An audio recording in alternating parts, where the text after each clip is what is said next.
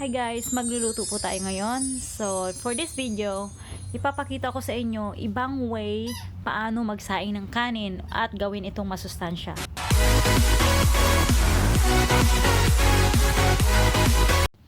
Okay, tara let's umpisa na natin. Ayan, I prepared 2 cups of rice.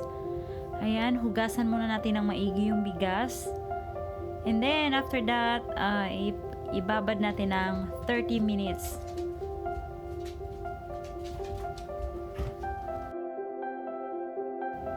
Then, balatan natin yung patatas.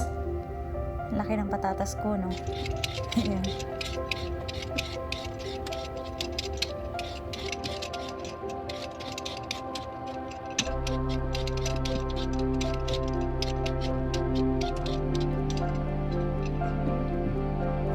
And then, carrots. Ayan, balatan natin ng mabilisan.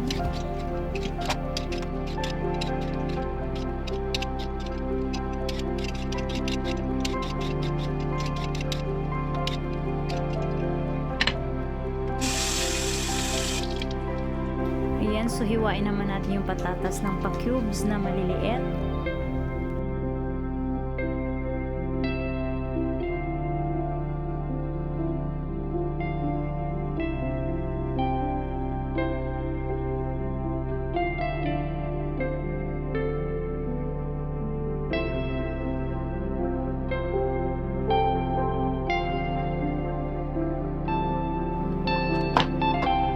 Masyadong malaki yung carrots, so half lang yung gagamitin ko. Ayan, ganun din. Huwain din ng maliit na pa-cubes.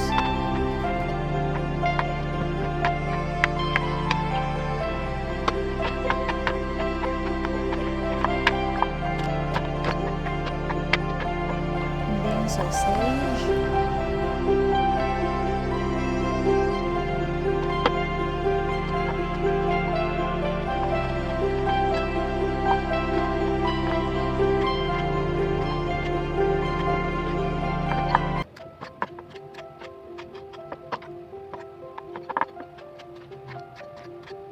Ayan ang patatas, lagyan ng tubig para hindi siya mangitim.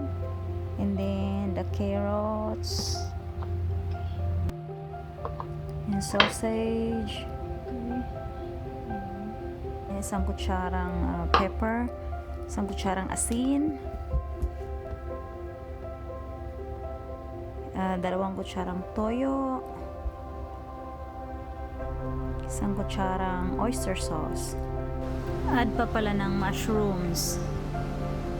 Ayan, lutuin na natin. So, igisa natin yung lahat ng mga ingredients. Okay. Add natin ang sausage.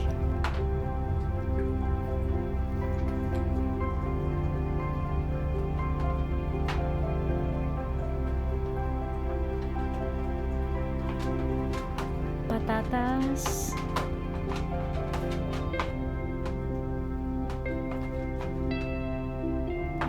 Carrots, and then the mushrooms.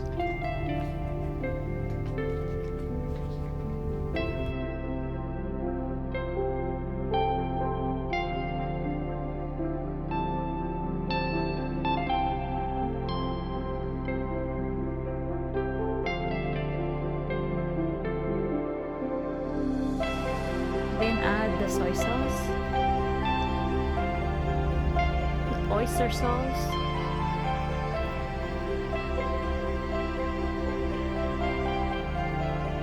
ground pepper, and the salt. Ayan din, haluin mo siya.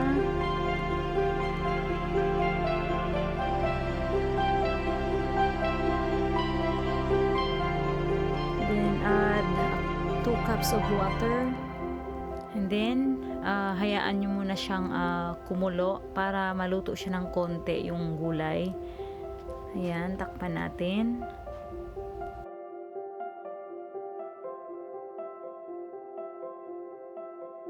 Ayan, kumulo na. So, ngayon, ililipat naman natin siya sa kaserola. Ayan, kaserola or rice cooker. Ayan. So since maliit yung rice cooker, hindi ko maubos lahat ng mga sahog, like yung patatas and carrots. Kailangan yung sabaw mailagay lahat. Alisin yung tubig sa binabad na bigas.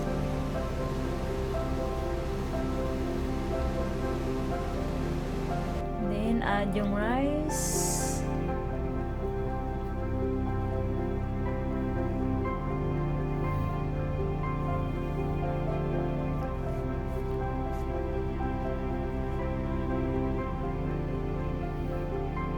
And add 3 eggs.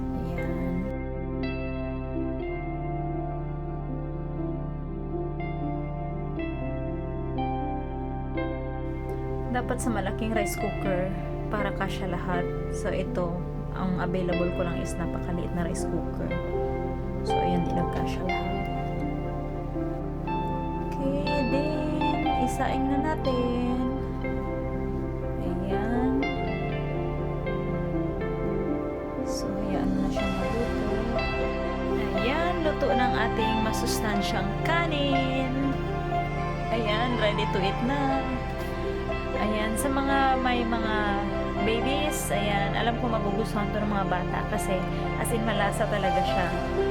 Ayan, so try nyo din para maiba naman yung way ng pagluluto ng kanin kasi as in nakasanayan na natin na magsaing ng plain rice lang talaga.